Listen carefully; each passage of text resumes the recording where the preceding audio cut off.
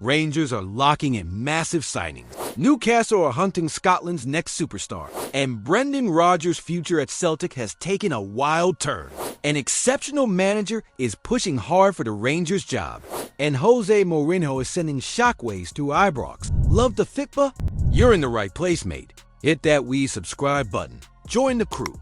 And listen, once we hit 1,000 subs, somebody's bagging a brand new SPFL shirt. Could be you, Ken.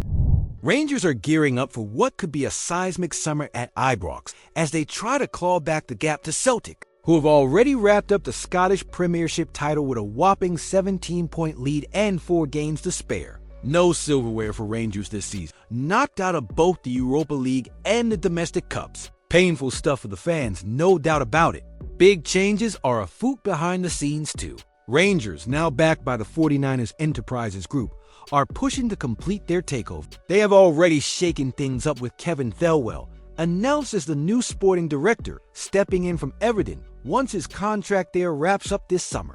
Finance expert Stefan Borschon told Football Insider that Thelwell's experience with budget constraints at Everton might actually serve Rangers pretty well. According to Borschon, building momentum is everything, and Rangers frankly have not had much of it lately. But with a few smart moves, things could start looking a lot rosier at Ibrox. Borschon reckons that Thelwell knows where to find value in the market, which could be absolutely crucial with the new ownership wanting fresh ideas but also some stability. The Europa League quarterfinal run, despite the eventual heartbreak, did help polish the club's image a bit on the continental stage. Now, of course, there is always that massive asterisk. New owners often like to bring in their own people, so who knows how long this current plan will stay intact. Borschon points out that while Stewart is incredibly experienced, the final call might come down to what the new bosses envision. Meanwhile, in the background of all this, Rangers and Celtic are squaring off in another transfer battle.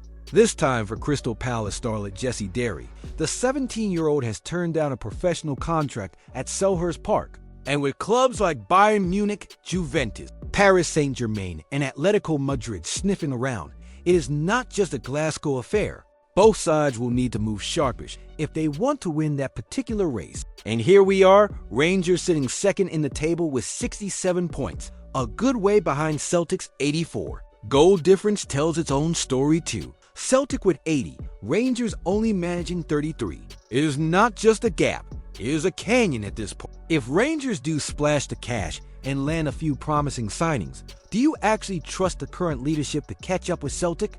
Or is the gap too wide no matter who they bring in? Let me know in the comments.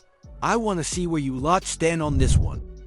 There is something brewing north of the border, and it's got Newcastle United rubbing their hands. The Magpies have been taking a very close look at James Wilson, the teenage sensation from Heart of Midlothian, who has been turning heads all over the Scottish Premiership this season. At just 18 years old, Wilson has banged in 5 goals in the league for Hearts and 8 across all competitions. Born in Edinburgh, the lad burst onto the scene last season and has become a key man at Tynecastle, so much so that he has already earned his first senior cap for Scotland, featuring in a tough 3-0 defeat to Greece in the UEFA Nations League. Sources at Tynecastle reckon Newcastle are seriously keen, and they are not the only one. Both Rangers and Celtic have had a peek too, but Newcastle seem ready to move first. His current market value stands around £1 million, and with his contract running until 2027, plus an extra year option, Hearts will not be bullied into any cheap sale. Eddie Howe has made it clear he wants first-team ready youngsters, not just academy projects, and James Wilson fits that mold nicely. Newcastle have been ramping up their scouting trips lately, visiting grounds like Dundee United, Motherwell, Aberdeen, and St Mirren, showing they mean business when it comes to snapping up the next big thing. Wilson himself told BBC Sport he loves the freedom Hearts have given him, allowing him to simply get into the box, sniff out chances, and put the ball in the net. Sometimes football really is just that simple. Newcastle are feeling the pinch of the Premier League's financial rules, so bringing in young talent who can grow into stars is more important than ever. As Eddie Howe put it, if you can bring 1 or 2 gems through, it can change everything for a club aiming high. If you were James Wilson, would you stay in Scotland and become a superstar with Hearts, or would you jump ship now and risk getting lost in Newcastle's massive squad? Tell me down in the comments. I cannot wait to hear what you think. Well, it looks like the managerial merry-go-round at Ibrox is starting to pick up speed once again. Word on the street is that Russell Martin, yes, that Russell Martin, is very keen on landing the Rangers job if it becomes available this summer. Martin, who had a short spell as a player at Rangers about 7 years ago, is now back on the market after getting the chop at Southampton. Things started so well for him there, leading the Saints to promotion back to the Premier League, but once they were up, it all fell apart. Only 5 points from 16 matches and bang, out the door he went. Despite that less than glamorous ending, Martin's reputation has not taken much of a hit. Clubs from England and even abroad have been sniffing around, but it seems the pull of Ibrox is strong. Reports say that the 49ers Enterprises Group, who are backing Rangers these days, are seriously considering it. They even rate him highly enough that if he does not land the Rangers gig, he might end up at Leeds United if Daniel Farke moves on. Looking at the numbers, Martin's managerial record reads 99 wins, 60 draws and 93 defeats across his time at Milton Keynes Dons, Swansea City and Southampton. Not exactly earth-shattering, but not disastrous either, especially when you remember Pep Guardiola once called him exceptional after a match against Manchester City. Barry Ferguson, the current interim boss, is not expected to keep the role into next season, especially after the way Rangers stumbled out of the Scottish Cup at home against Queen's Park. Yes, Queen's Park. You could almost hear jaws hitting the ground all across Glasgow. Martin, knowing the club and its expectations from his playing days, could give him a bit of an inside track compared to other candidates. Whether that familiarity is a blessing or a curse, well, we are about to find out. Would hiring Russell Martin be a smart move by Rangers, or would it just be another gamble that could blow up before Christmas? I want to hear your thoughts in the comments. Let us get stuck into this one. At Celtic Park, things could not be looking much brighter for Brendan Rodgers. After that shock loss to St. Johnstone earlier this month, Rodgers did not hold back, publicly tearing into his squad. And what happened next? The lads responded in style, banging in 15 goals across just 3 matches and wrapping up their 55th Premiership title with a dominant thrashing of Dundee United. That makes it 4 Scottish Premiership titles in total for Rodgers, all while the green and white faithful are beginning to wonder if he might just be building a legacy to rival the great Martin O'Neill himself. Big shoes to fill, no doubt.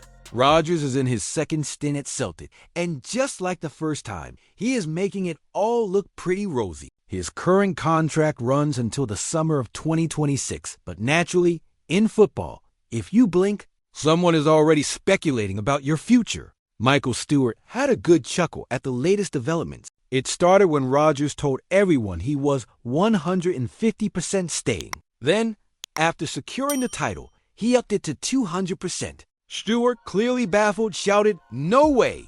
when he heard Rodgers had bumped up his commitment even further. The message from Rodgers is clear as daylight. He is not planning on repeating his Leicester City drama. This time, he is in for the long haul, or at least that is what he says. Now, the pressure flips straight onto the Celtic board. They have got to back their man properly, give him the players he wants, and avoid any reason for doubts to creep back in. Looking at Rodgers' numbers, they are staggering. 271 games managed, 191 wins, 39 draws, and just 41 losses. An average of 2.26 points per match and 11 trophies already sitting pretty in the cabinet. Do you actually believe Brendan Rodgers will see out his contract at Celtic this time? Or will the lure of another Premier League club be too tempting when the first offer comes in? Let me know in the comments. I am ready for some heated takes on this one. Now, this is the kind of madness only football can serve up. Jose Mourinho, yes, the special one himself, is setting off major alarm bells at Ibrox after a few hints and whispers that he could be eyeing a move to Rangers. Over in Istanbul, things are not exactly going swimmingly for Mourinho. His Fenerbahce side are 5 points behind Galatasaray in the title race and have already been dumped out of the Turkish Cup by their bitter rivals. To make matters worse, it was Barry Ferguson's Rangers who sent them packing from the Europa League. Just to twist the knife a little deeper, after a 3-1 win over Gaziantep, Mourinho was grilled about his future and, well, he gave one of his classic non-answers. Focus on the next match, nothing else. he said. Right, sure. Reports claim that if Fenerbahce were to sack him, he would walk away with a handsome £25 million payoff. If both sides agreed to split, the figure could drop somewhere between £17 million and £19 million. Either way, not exactly pocket cheap. The Fenerbahce president Ali Koch is publicly preaching patience, claiming they do not want to keep changing managers every year. But privately, the walls are closing in. And then there's Mourinho himself, who earlier this year practically flirted with Scottish football after bringing his team to Glasgow. He talked about the passion of the Scottish Premiership, how Celtic and Rangers are massive clubs with huge expectations, and even dropped a cheeky, "Why not?" when asked about managing there. With Rangers ownership about to change hands fully under the 49ers Enterprises Group, and with Mourinho's situation in Turkey looking shaky, the pieces are suddenly looking like they could fit together in a way nobody expected. Now let us be honest, Mourinho at Rangers would be absolute box office. But here is the real question for you lot. Would bringing in Jose Mourinho be a masterstroke that puts Rangers back on top? Or would it end in absolute disaster and leave the club worse off than before? Light up the comments with this one. I need to know what side you are. And don't forget, we're closing in on 1,000 subscribers. Once we hit that mark, we're giving away a shirt of your favorite SPFL team to one lucky subscriber. So hit that subscribe button, drop your team in the comments. Don't forget to leave a like on the video. I post videos every day talking about our Scottish football. See you soon.